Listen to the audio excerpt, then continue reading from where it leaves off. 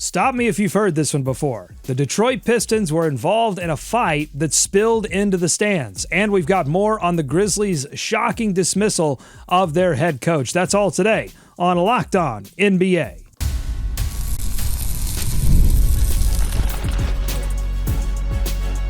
You are Locked On NBA, your daily NBA podcast.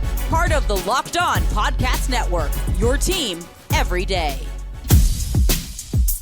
Welcome to Locked On NBA. Thanks for making us your first listen of the day. We are free. We are available wherever you get your podcast, part of the Locked On Podcast Network, your team every day. I'm Doug Branson, host of Locked On Hornets, and your shot clock Sherpa, guiding you through the NBA's biggest stories every day with the help of Locked On's local experts. And with me, as always, two of Locked On's premier national NBA experts from the Locked On Nuggets podcast and senior NBA writer for the Action Network. It's the man of 1,000 podcasts. It's Matt Moore. Matt, how you doing?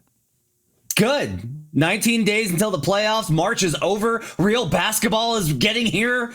The playoff races are shaping up. I'm doing magic numbers. Everything's great, Doug. I'm excited. Oh, that's wonderful to hear. And from the Locked On Bulls podcast, the Prince of Petty, it's Haize. Haize, hopefully you're doing just as well. Doing amazingly well. I'm in a sports debate league, and your boy is 6-1. So there you go on that one. I've been killing it. A sports debate league. So you get together, you debate sports, and it's graded by someone?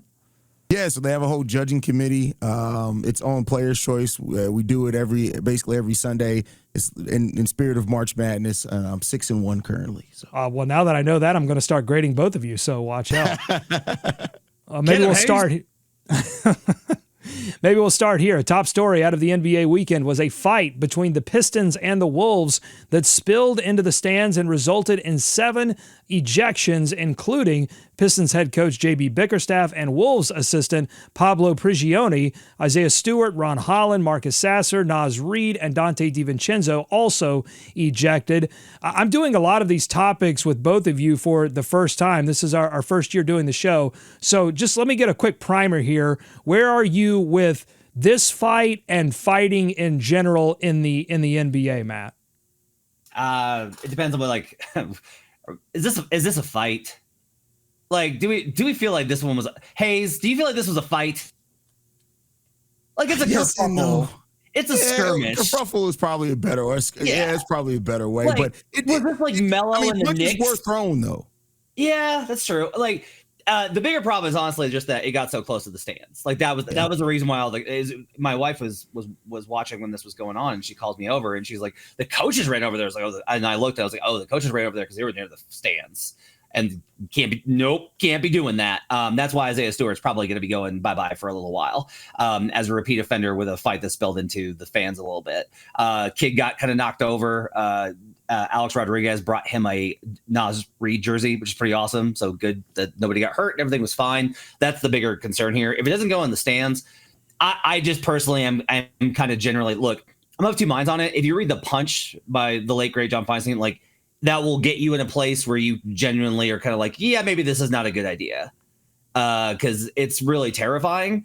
On the other hand, I think that most of these fights aren't really fights and they're not that bad. There's like a level of fighting that I think you have to kind of separate. And this one is kind of like, yeah, okay, guys got into it, but then they were fine after they finished the rest of the game. It didn't seem like it was a huge issue to me. Yeah, but I think that's because most of the people that were involved in it were out by the end. Like it Fair.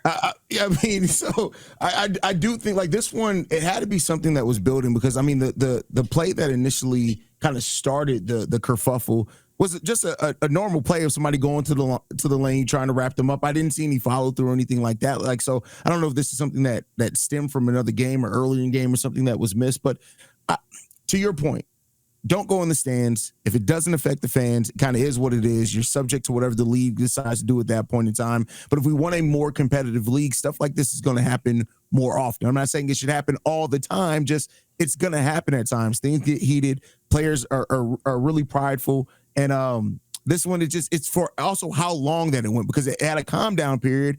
And then the Pistons walked back over to the bench afterwards. So, you know, it escalated, but it is what it is. The head coach of the conflict as a consequence of caring. Mm-hmm. Like if you're going to care about the outcome, the way that the Pistons do. Like the Pistons are like, they are fighting in every game. Like they want to win every game, and they are not going to be what they think. They're not going to take anything. Now, like Stewart standing over DiVincenzo and some of the stuff, like I love Beef Stew. I really do. I think like he brings something that I want the league to have, but some of the antics that he got into in there, like he loses his cool. And when he does that, he runs the risk of what's going to happen, which is he's a repeat offender. And that's going to really impact Detroit, I think, with the suspension that's going to follow. Well, and Detroit, on both ends of the floor, they play with that same philosophy that Oklahoma City does, which is like they can't call everything, so we're just going to push and shove and do whatever we have to do to be physical. And in fact, Chris Finch, head coach of the Minnesota Timberwolves, was complaining about that after this game. Not complaining about Detroit's physicality, but the response by the officials not really getting that under control early in the game. But Matt mentions caring, and that was the take from Locked On Wolves. Let's head out and get the skinny from Ben Beacon. This is the type of fight that Timberwolves have not shown hardly at all this season, and especially on their home floor. They protected their home court in a way that they have not done all season. They got the crowd into it. They showed, and I'm not saying that they haven't cared, but sometimes they haven't shown that they care. And, well, obviously you don't want to fight ever to spill into the crowd, and you don't ever really want to fight this type of a thing. It wasn't a real fight. There were no real punches thrown. This sort of like scuffle, it's a little reminiscent of the Chris Finch ejection in Phoenix that kind of got the Wolves rolling in the first place back in January when they were really struggling. And I don't know that this is like another catalyst of sorts as the Wolves go back out on the road against Denver on Tuesday. But to do this sort of thing at home in front of the home fans, to get them involved, it really, I mean, it led to a win in this game. And I think it can galvanize the team. It can also show the fans in Minnesota, like, hey, we do have fight in us. We do care. It may have taken it till late March to like really get there, but we're not going to be an easy out in the playoffs. So, Haize, what do you think about that? Will this be a turning point in a potential Wolves playoff run, or do you worry about a team that seemingly needs to be gassed up every couple of months or so? I mean, I'm definitely worried about a team that needs gassing that much, but I mean, it still could be something that does galvanize them heading into the playoffs. Like sometimes you need to find that edge and the thing that brings you together as a team. And maybe this fight is that for the Timberwolves team that, you know, I still think has a heck of a lot of talent, can still be a tough out in this playoffs and could maybe shock some teams. So I think it's a situation where both could be true. And it's definitely something that they need to address in the offseason, because you should not have to find this much constant motivation if that is what's happening. But hey, if this what gets the best out of Anthony Edwards, the best out of this Wolves team to go on there and be what, you know, a lot of people thought they were going to be coming into the season, so be it. They're so much better than their record. Like so much of their record is just simply they were in a bunch of 3-point ball games that didn't go their way. Like it's a lot of coin flip stuff with the Wolves. The other thing I think here is you talked about gassing them up. This is pretty common, I think, after the first playoff run that your team has, the first serious deep playoff run. You go back to this, like you wake up and it's like November and it's like, I got to do this again, because you play at the highest level in these big stakes and it's so much fun. And it's so like, it's the basketball that you always dreamed of playing. And then you gotta go back to like, okay, it's the Charlotte Hornets on a Tuesday in January. Here we go. Come on. And it's hard to get up for it. Like Draymond's talked about that. You expect this engine to get up for the Kings on a Tuesday back before the Kings got a little bit better. So I think that's one of the things that the Wolves will kind of suffer with here. I don't think they needed this fight, but I do think it's illustrative of this team does have a toughness that some teams don't. This is not a soft team. And I think that's really good when the playoffs come around. You mentioned coin flip games. They're sitting in 7th right now. How important is it going to be for the Timberwolves to keep playing, to find this edge, to finish the season strong and get into one of those secure playoff series and get out of the play-in, Matt? Pretty high, because I'm worried about them getting caught in the play. And like, if they make the playoffs, I love their chances, but I'm also like, man, they could get like what if Dallas knocks them out? Like Anthony Davis just goes bonkers and knocks them out, right? Like that's not something that I don't want to see.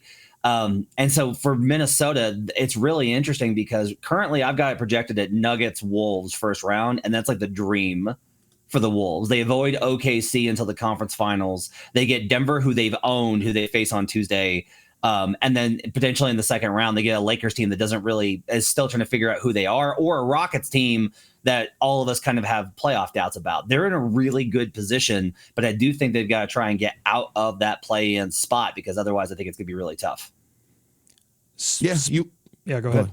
I was going to say, I agree with Matt there. You want to avoid the play-in if you can, just because it's so easy to get eliminated depending on how that goes. So I agree that you definitely want to avoid the play-in. I'm sorry. Go ahead. Well, speaking of playoff doubts, a lot of doubts right now surrounding the Memphis Grizzlies franchise after they dismissed their coach just weeks before the playoffs begin. We'll talk more about Taylor Jenkins' firing coming up on Locked On NBA. I'm yell. Today's episode of Locked On NBA is brought to you by Game Time. There's nothing like watching basketball live, the energy of the crowd, the sound of sneakers on the hardwood, and maybe even a celebrity sighting courtside. If you want to catch a game in person, Game Time makes getting tickets easier than ever. Game Time's new feature, Game Time Picks, filters out the fluff and shows you only the best deals on great seats, so you don't have to waste time scrolling through thousands of tickets. I just used Game Time to get some last-minute tickets to see some Nashville Soccer Club, and I love the Super Deals feature because it was last minute. I needed tickets, and I needed them now, and I got a great deal.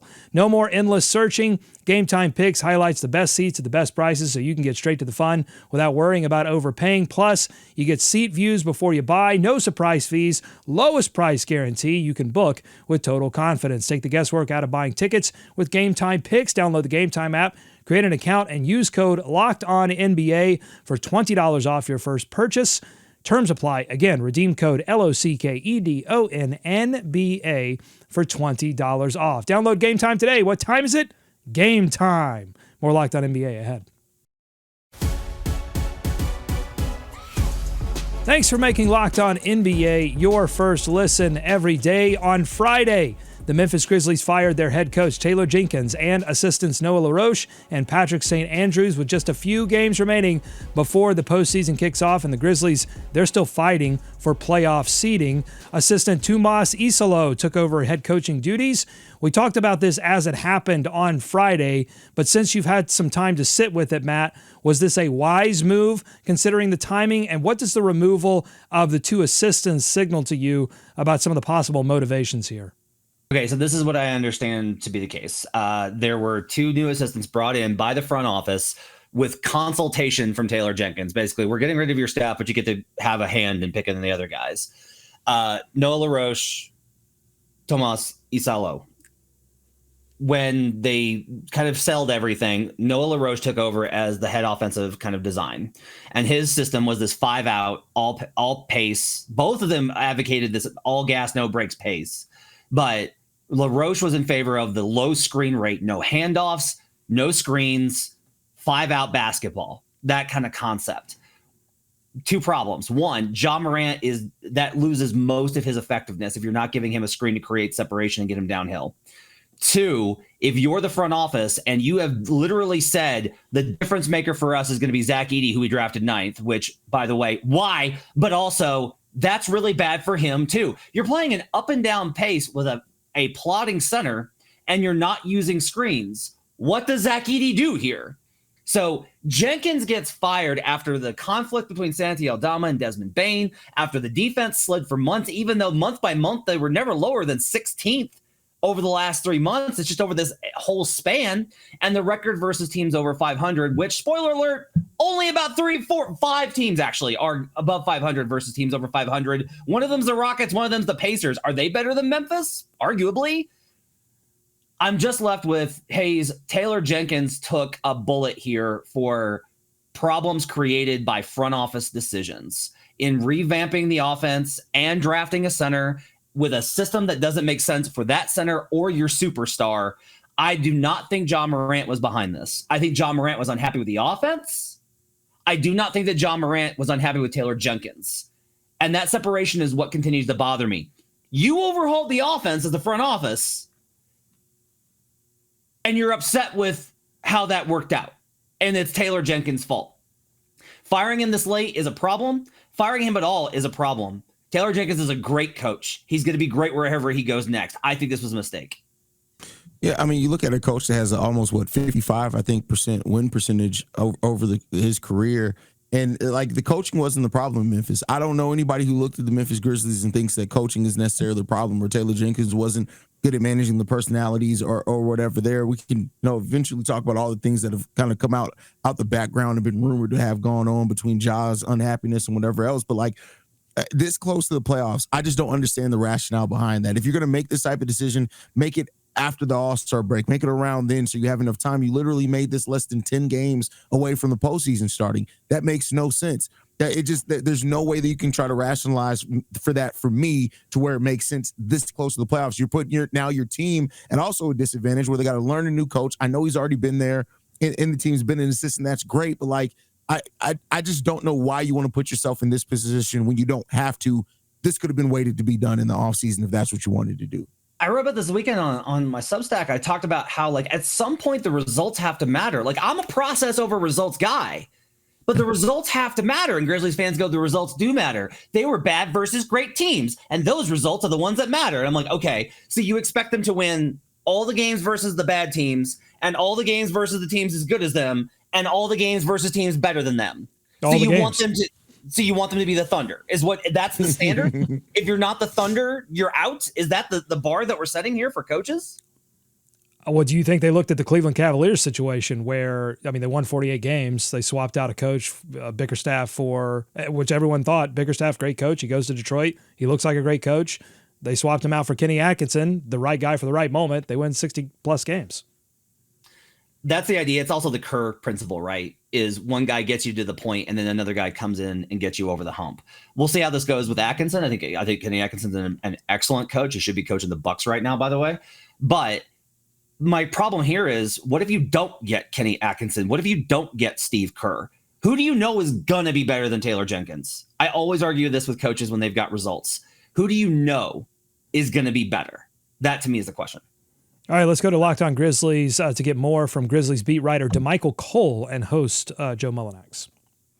Decision to fire Taylor Jenkins, I'm okay with it. It's fine.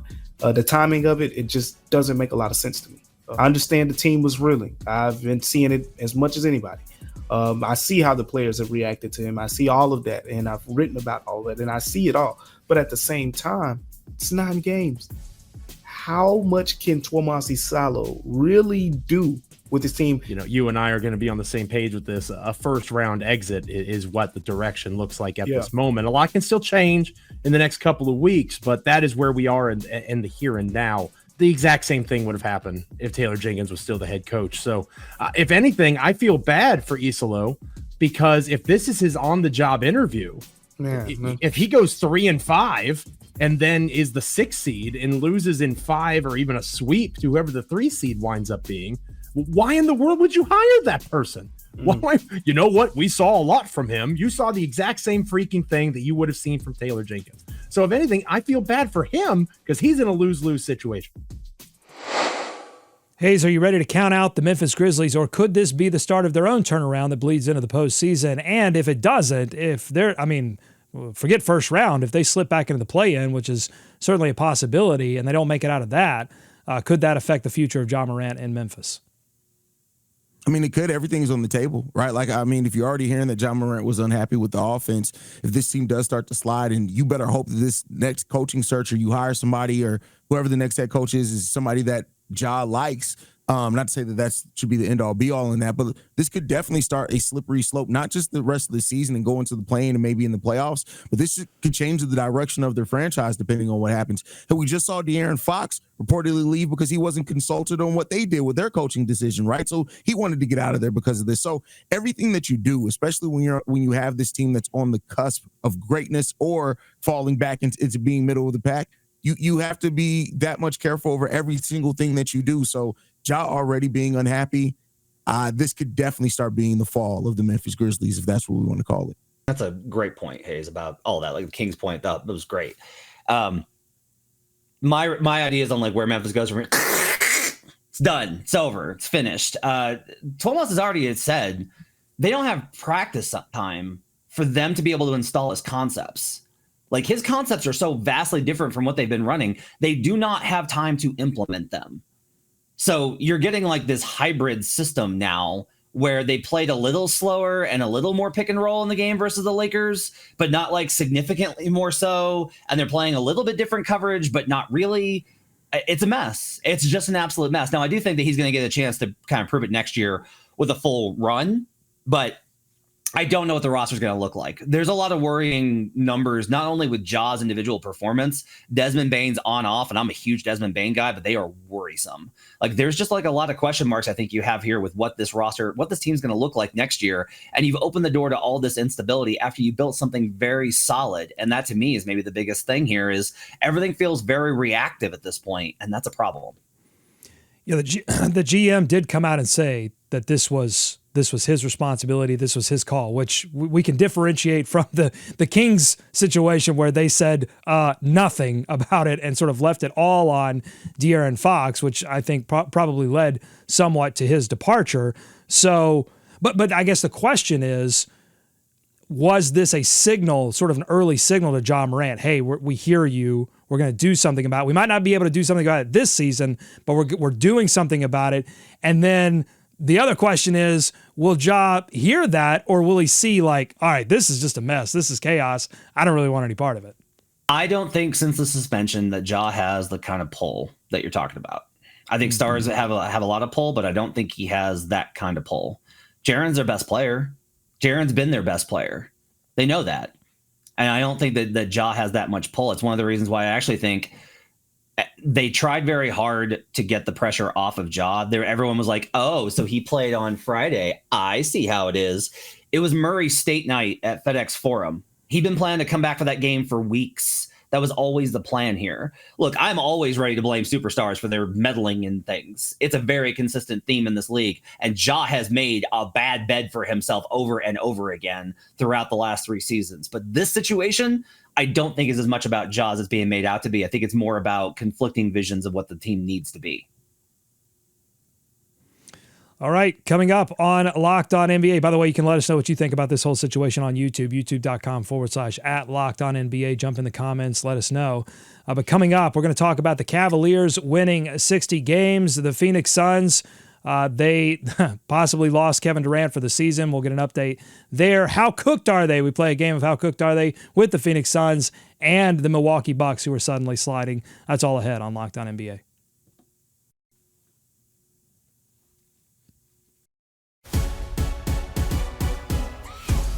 Thanks again for making Locked On NBA your first listen every day. With a 127-122 win over the Los Angeles Clippers, the Cavaliers win 60 games for the first time without LeBron James. How much love are you throwing Kobe Altman's way for not just the post-LeBron rebuild, but the pivot away from the Bickerstaff era, which we discussed earlier in the show, Matt? That's tough. I think he gets a lot of credit for sticking with stuff. Like he didn't make a move to send Darius Garland out after he struggled to sell low on him. He didn't trade Jared Allen. They had so many conversations this summer, I heard, about Jared Allen, and he stuck through with it. Now, some of that I think was based off of some other moves that happened, like the DeRozan trade. But I do think that like they stuck with it and they really believed that like they had the core.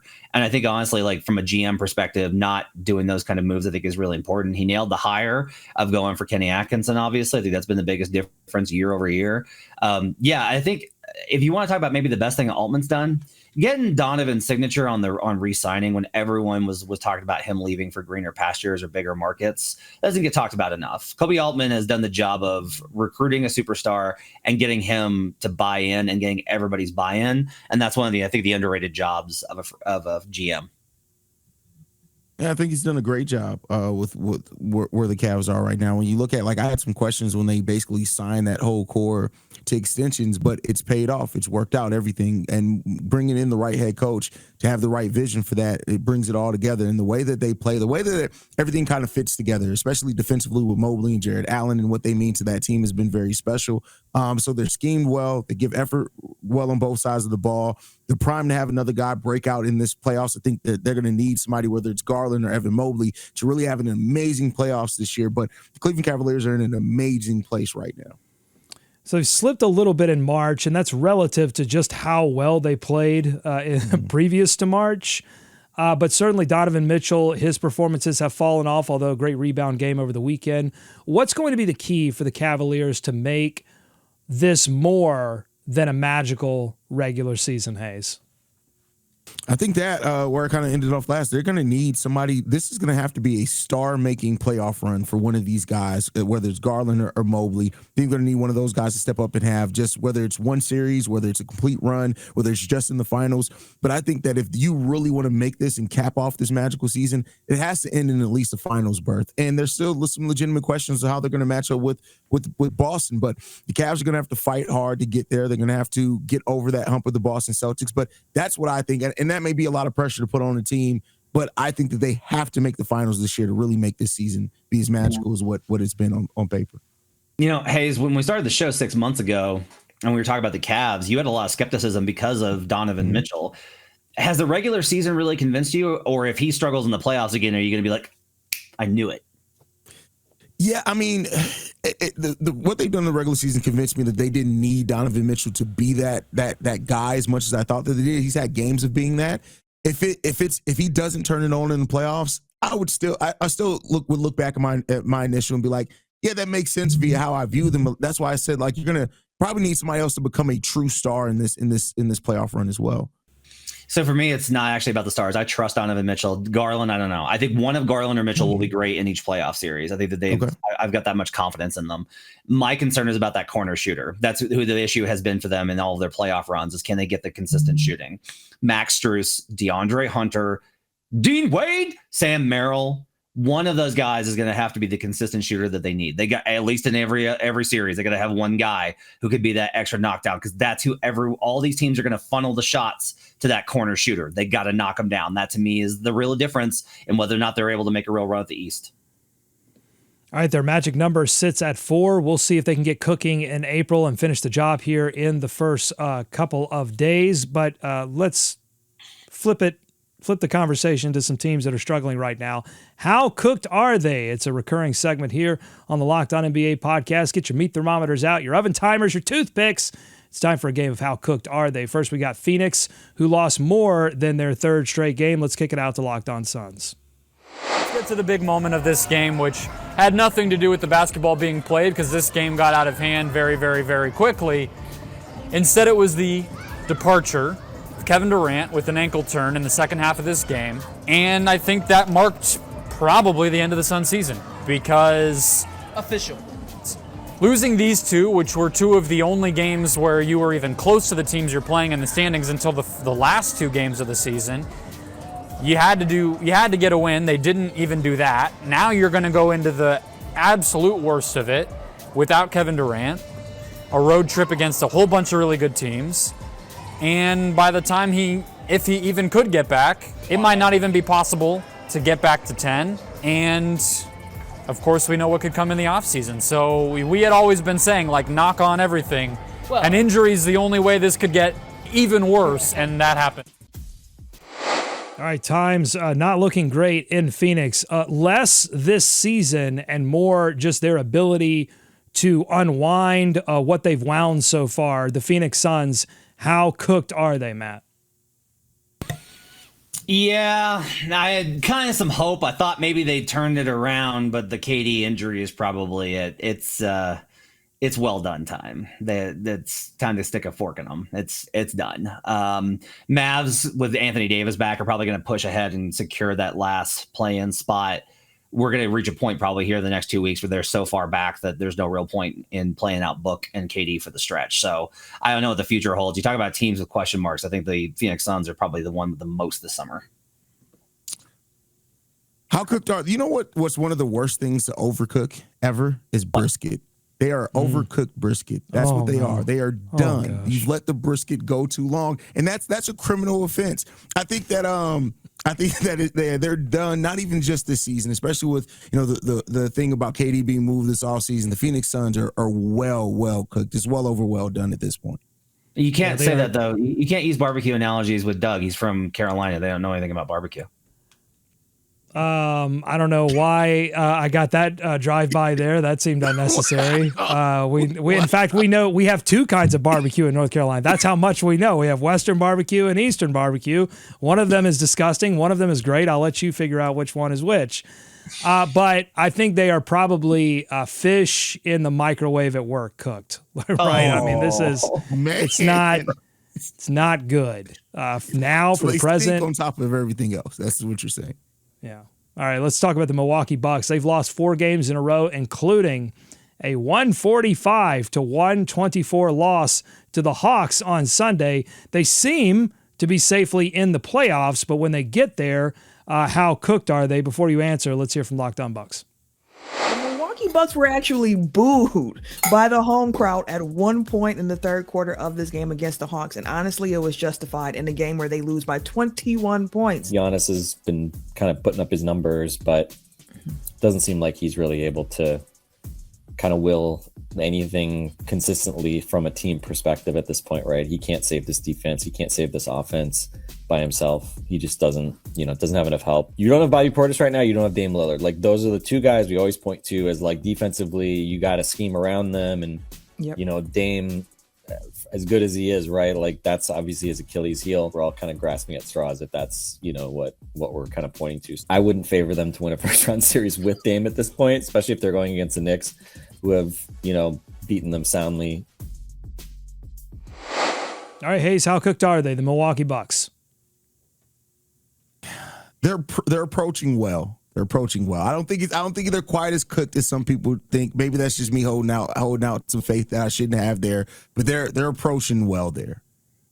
Let's see. It's like deer meat, so probably gotta cook it at a lower temperature because otherwise it's gonna be too tough. Look, I think it's my thing here is, where does this stop? Because it seems like Doc has lost the locker room.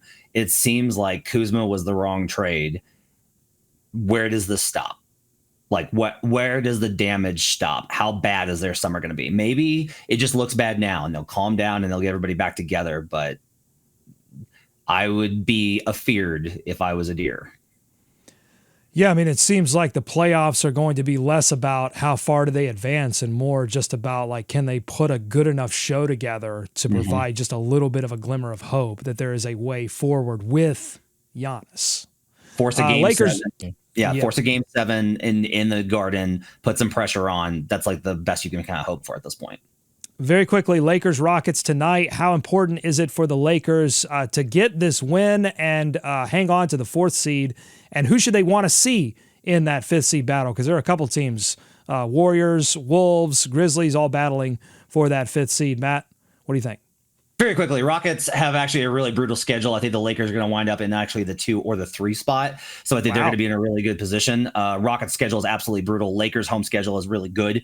I actually think that this is a big game for them in order to be able to pull back into 2 or 3 spot. And if you're able to do that, you avoid the Thunder until the conference finals. The Lakers can make a real finals run if they're able to get out of the 4 spot. And I think that's likely to happen. I don't think the Memphis is going to hold on. There's a real possibility that we're looking at 4 Lakers versus 5 Clippers if the Lakers do not get out of the 4-5 spot. I think Lakers Clippers is very possible in the 4-5. Haize. Wow. I think it's important. Like, you want to have the favorable matchup as much as you can, especially for the Lakers. So every game matters here for the remainder, for them and the Rockets. I don't know if I see the Rockets dropping as low as 4th. We'll see. I just love that team overall, but the Lakers need every win, keep gaining chemistry, and they need to be as high as possible for the playoffs. All right, if you like what you heard today, subscribe to Locked On NBA wherever you get podcasts, including on YouTube. Thanks to Matt, thanks to Haize for their expertise as always, and thank you for making Locked On NBA your first listen every day. Enjoy tonight's action. Be kind to each other. We'll see you right back here tomorrow on Locked On NBA.